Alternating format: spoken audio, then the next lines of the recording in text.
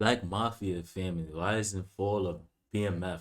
Now from what I heard, you know what I'm saying? Cause me, I got a lot of respect for older heads, and a lot of older heads got respect for me because I move smart, keep it humble, don't really do too much dumb shit, you know what I'm saying? So I was always a lot around older heads.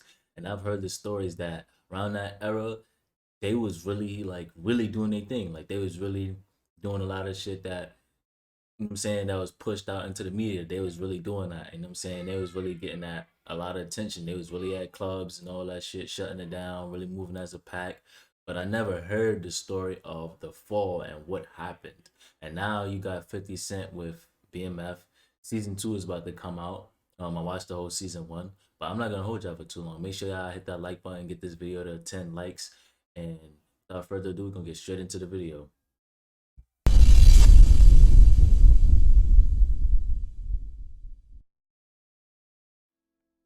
Demetrius Edward Flannery was born on June 21, 1968, in Cleveland, Ohio. He was the first child born to Charles and Lucille Flannery. His younger brother, Terry Lee, was born 2 years later, in the family's new home, Detroit. The Flannery brothers came of age during the 1980s, when their impoverished hometown was besieged by the ravages of the crack boom. Local headlines were dominated by the exploits of notorious local drug organizations, such as YBI and Pony Down. The evening news also gave extensive coverage to the lives, and oftentimes deaths, of homegrown street legends like Maserati Rick Carter, Butch Jones, and Ed Hansard. Demetrius and Terry reportedly began their criminal careers selling $50 bags of crack in the mid-1980s, as teenagers. Demetrius, who was known as Meech around this time, dropped out of high school in the 10th grade, at the age of 16, to devote his full attention to the drug business, and the brothers quickly progressed to selling 2 kilos worth of cocaine a week. Before the 1980s came to a close, Demetrius made his first trip to the city that would become his adopted home, Atlanta, Georgia. While not members themselves, the brothers developed strong ties to a Northwest Detroit gang called the PA Boys, named after their base, Puritan Avenue. The PA Boys, however, were under intense scrutiny by law enforcement throughout the 1980s and 90s. Demetrius' association with PA Boys members is what initially brought him to the attention of the Drug Enforcement Administration. In 1988, Demetrius was sentenced to 2 years probation following a conviction for drug possession. In the mid-1990s, the brothers traveled to California, seeking a direct connection to foreign suppliers, so as to reduce the number of people with knowledge of their dealings. They were eventually introduced to Mexican cartel sources, through California drug trafficker Wayne Joyner. The brothers laundered their drug proceeds through a taxi service that Terry founded, using the money that he was awarded by a settlement of a malpractice suit, following a botched eye surgery. Oh, so In 1994, Demetrius so that situation really did happen. Okay. and a Colombian accomplice were arrested on drug charges, which were eventually dropped due to insufficient evidence. By the mid-1990s, the brothers had expanded outside of Detroit, and even Michigan. They began making inroads into other states, including Kentucky, Georgia, Missouri, Texas, and California. When the dominant cocaine traffickers in Atlanta, Georgia, the Miami Boys, were dissolved, as a result of a string of federal convictions in the early 1990s, the two took advantage of the situation and quickly took steps to fill the vacuum. After negotiating with local distributors, in order to become the new dominant suppliers in the area, Demetrius relocated to the city, in order to oversee operations in the region. Despite being arrested numerous times beginning in his late teens, Demetrius avoided serving prison time throughout his long criminal career. In February 1996, Demetrius was arrested at an Atlanta strip club, Magic City, and charged with assault. He was accused of throwing a bottle at another club goer and slicing his neck. The charges were eventually dropped. On October 4, undercover U.S. Customs agents were given $300,000 from employees of the Flannery brothers in a cocaine buy in Michigan. On the 29th, agents seized $250,000 from Flannery associates during a drug transaction in Detroit. Yo, like I said before in another documentary, one thing I can say about back then and them times, y'all was definitely about money. Like back in them times, what I can say about y'all that came up around that time, y'all definitely was about money. I can't take that from y'all. That same day, Sherman Oaks, California police seized $576,000 in cash from Terry Flannery's longtime girlfriend, Tunisia Welsh. On October 3, 1997, police in Spalding, Georgia, seized $143,221 in cash from suspected BMF member, Martez Jackson. On October 30, Demetrius was alleged by the DEA to have murdered a federal informant in Atlanta. Damn. Though he was never charged, he was believed to have been the shooter in the murder of Dennis Kingsley Walker, a Detroit drug dealer who had become one of their cooperating witnesses. This incident triggered a low-priority investigation of Demetrius by the DEA. In 1998, Demetrius was arrested during a raid of one of his Atlanta stash houses. He was charged with felony obstruction and marijuana possession. On May 10, 1999, police in Polk County, Texas, seized 18 kilos of cocaine from employees of the brothers. That same day, Beaumont, Texas police seized $424,190 in cash during the arrest of Flannery associate Bruce Martin.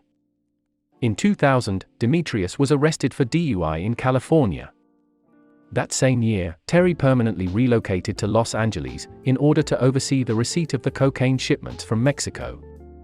While they remained partners, the brothers effectively split the organization into two halves, with each overseeing his own distinct subgroup from his respective base of operations, Demetrius in Atlanta and Terry in Los Angeles. Reportedly, during this time period, the Flannery's previously unnamed organization began to be called the Black Mafia Family, or BMF. It's worth noting that BMF is also a ready acronym for the nickname of one of its founders, Big Meech Flannery. On December 2, 17 kilos of cocaine were seized by authorities during the arrest of a BMF associate in Flagstaff, Arizona. On February 5, 2001, Kansas City, Missouri police confiscated 9 kilos of cocaine from a BMF member. BMF grew to over 500 members and operated in 11 states including Georgia, California, Missouri, Florida, South Carolina, North Carolina, Kentucky, New York, Texas, Alabama, and Michigan. The organization dominated the drug trade in Atlanta and other cities, largely due to the lower prices they offered to distribute. Was it true that they expanded to New York too, or that's cap? Let me know in the comment section, is that cap? Because they obtained their cocaine wholesale directly from a Mexican cartel for $9,000 per kilo, and thereby bypassed the usual middlemen costs, BMF was able to pass the savings on to street dealers at $17,000 per kilo. The Flannery's direct connection to Mexico also allowed for a purer product, estimated to be 90% pure, which they in turn marketed to distributors. BMF named their special brand of cocaine Hummer and reaped the profits derived from its enormous popularity with lower-level dealers, and ultimately, the users themselves. Investigators estimate that BMF was selling 600 kilos per month. After nearly 15 years of more or less staying under the radar of both the general public and law enforcement, Demetrius began to raise his public profile not long into the 21st century. Demetrius became a regular figure on the Atlanta, Georgia, club scene and was usually accompanied by dozens of BMF members, all adorned in T-shirts, bearing the organization's abbreviated moniker. He and his entourage could frequently be seen at the famed strip club, Magic City. Demetrius and BMF are widely credited with popularizing the practice of making it rain, wherein a large amount of money is thrown into the air so that it can shower down onto a stripper. 2 days after his birthday in 2003, he threw a party to celebrate the occasion at music mogul Sean Combs' restaurant, Justin's. An after-party was held at one of his suburban stash houses, nicknamed the White House. The year 2003 would not only mark the beginning of BMF going public, it would also usher in the beginning of serious and permanent scrutiny by several law enforcement agencies. On January 26, 2003, $723,000 in cash was confiscated by a Texas highway patrolman during a traffic stop in Gray County from BMF couriers Brian Garnett and Kim Williams. Both were arrested on money laundering charges. On August 14, 2003, Oxford County, Arkansas police seized 27 kilos from a BMF member. The Atlanta investigation into BMF in the city of Atlanta was triggered by an attempted robbery at the home of the organization's chief financial officer, William Marshall. One of 2 intruders was shot after an exchange of gunfire at Marshall's townhouse on September 7. Local police, who arrived at the scene, recovered a kilo of cocaine and reported an empty walk-in safe on the premises. On October 28, law enforcement coalition comprised of the DEA. Y'all know for a fact they was taking all them drugs and all that money and distributing it right back into the streets. Come on, man. Come on. IRS and the U.S. Attorney's Office in Michigan formed an initiative named Operation Motor City Mafia. The task force was solely devoted to bringing down BMF. The very next month, Demetrius' anonymity was permanently destroyed when his public reputation as a world-class partier was forever eclipsed by his reputation to the public and law enforcement alike as a gangster. On the night of November 11th, while partying at Atlanta's Club Chaos, Demetrius became involved in an altercation with Sean Diddy Combs' former bodyguard, Anthony Jones. Reportedly, Jones was escorted from the I thought his bodyguard was Gene Dill. premises following a shouting match with Demetrius over an ex-girlfriend of Jones. Instead of leaving, he and longtime associate, Lamont Gurdy, waited for the BMF leader in the parking lot, reportedly while leaning on Demetrius' Cadillac.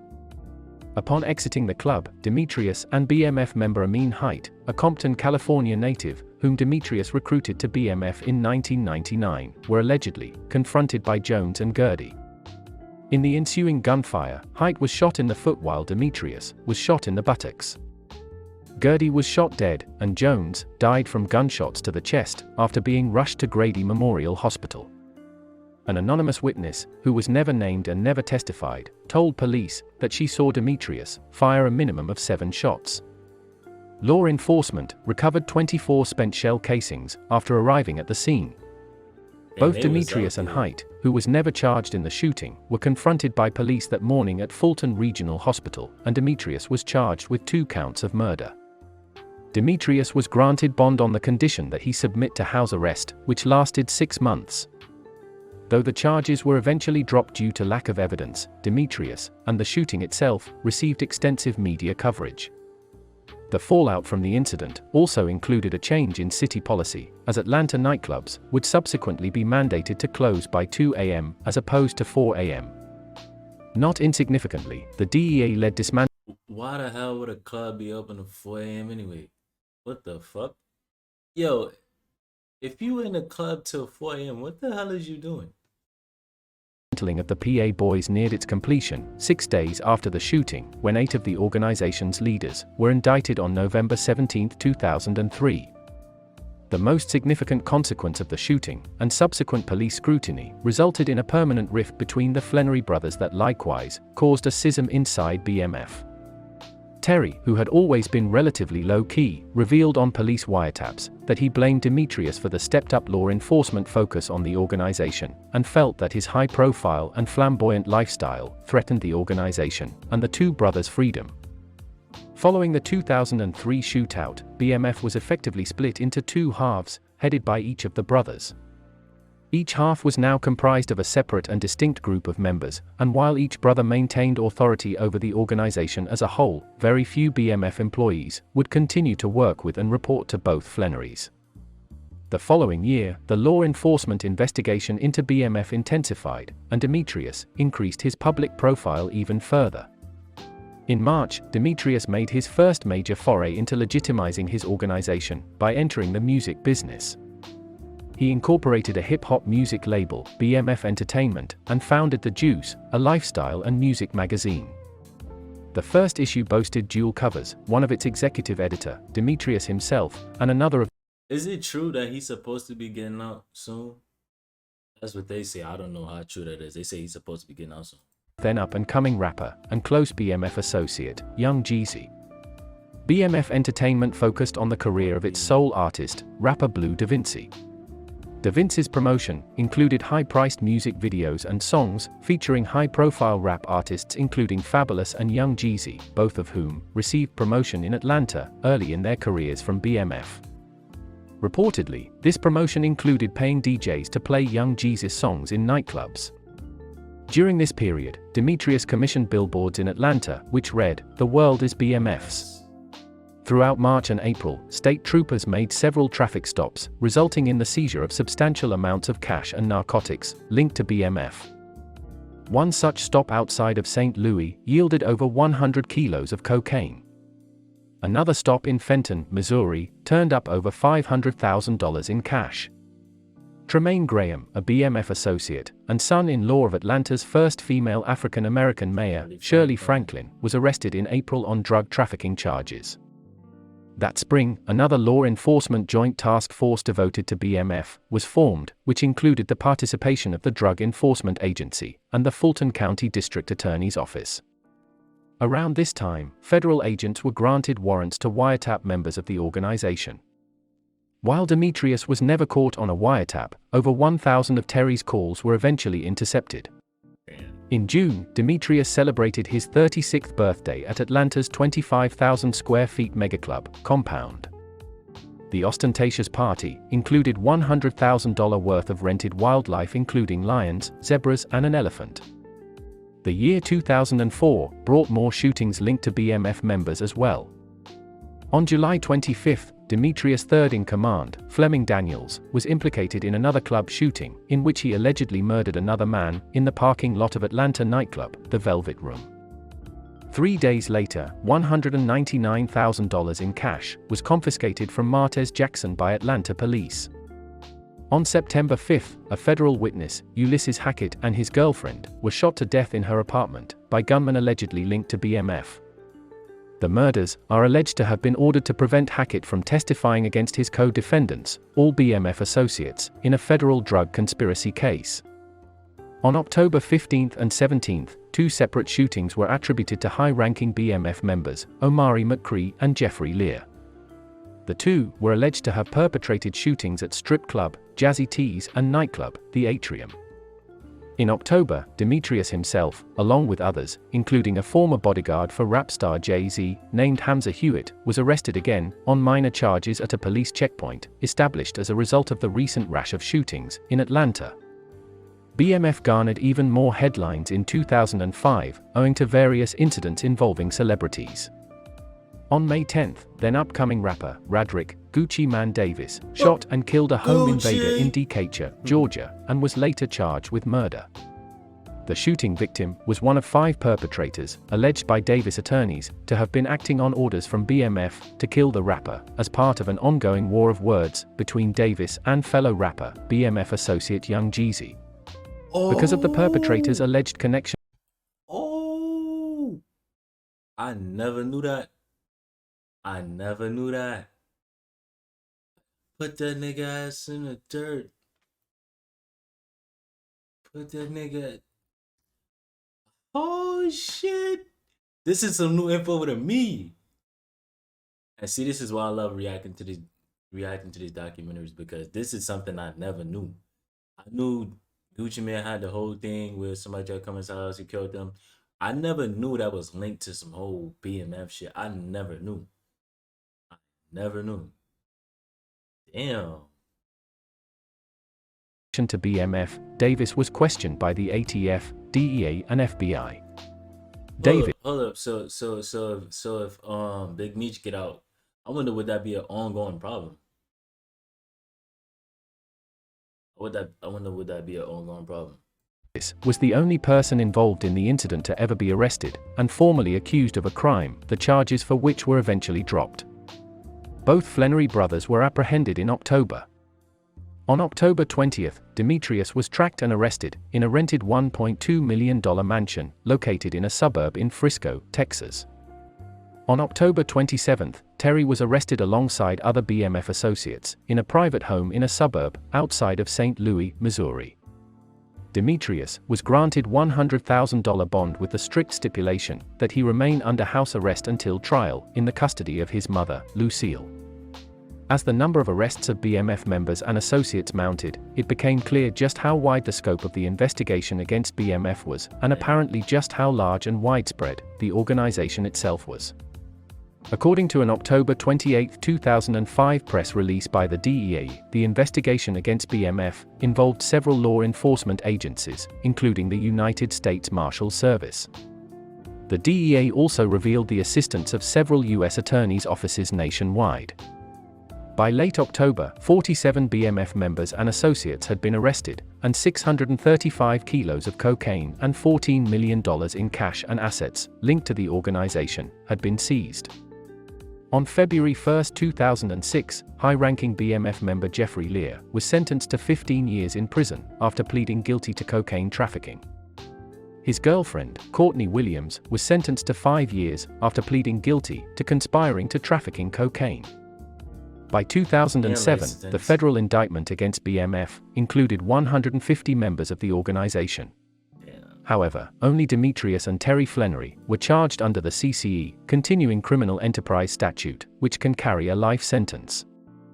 The U.S. government alleged that BMF generated revenue upwards of $270 million throughout its existence, and ordered forfeiture of more than 30 pieces of jewelry, 13 residences, 35 vehicles, and property located throughout the country. Demetrius reportedly owned the only white Maybach 62, the ultra-luxury sedan brand owned by Mercedes, priced at $430,000 in the US at the time, which he'd had shipped from Saudi Arabia. Owing to the two brothers' years-long estrangement and distinctly different methods of conducting business, they faced different charges. Demetrius was indicted on 6 counts, CCE, 4 counts of cocaine conspiracy and 1 count of money laundering. I was just about to ask a question, but I'm going to save it to the end. Make sure y'all stay to the end. Terry was indicted on 11 counts, CCE, 6 counts of cocaine conspiracy, 3 counts of using a cell phone in violation of the Federal Controlled Substance Act, and 1 count of money laundering. As he was never caught on a federal wiretap, and prosecutors didn't have many witnesses against him, Demetrius had a stronger case than Terry's. However, Demetrius and his defense team decided that a trial would prove too risky, as a conviction meant a mandatory life sentence. On November 29, 2007, Demetrius pleaded guilty to leading a criminal enterprise before the United States District Court in Detroit. In September 2008, both Flannery brothers received 30-year sentences in federal prison for heading a drug trafficking organization under the CCE statute. He's not coming. Demetrius Flannery is serving his sentence at United States Penitentiary, a medium-security federal facility in Atlanta, Georgia, and is scheduled for release on February 25, 2032. Terry Flannery was released to home confinement on May 5, 2020. I thought he was getting released sooner than that. After being granted a compassionate release due to health ailments and an effort from the Federal Bureau of Prisons to limit the spread of the COVID-19 pandemic within federal prisons. Demetrius Flannery also sought his release under the same guidelines. However, a federal judge rejected the move, claiming it would be premature to authorize his release as his prison record suggests otherwise, and continues to promote himself as a drug kingpin.